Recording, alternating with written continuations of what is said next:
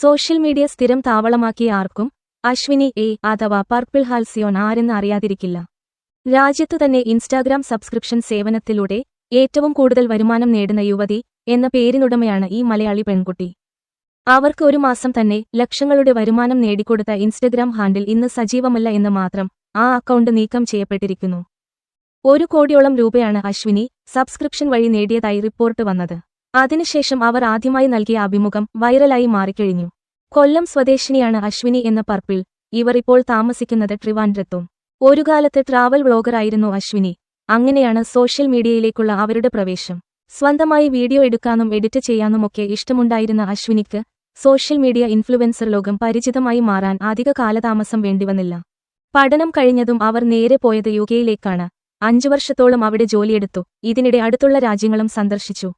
അമ്മിയിൽ അരിയാട്ടുന്നതും ആനയെ കുളിപ്പിക്കുന്നതുമായുള്ള പർപ്പിളിന്റെ വീഡിയോകൾ വൈറലായിട്ടുണ്ട്. ഇതിന്റെയൊക്കെ പിന്നിൽ നടന്ന കഷ്ടപ്പാടുകളെക്കുറിച്ചും അവർ ഈ അഭിമുഖത്തിൽ പറയുന്നുണ്ട്.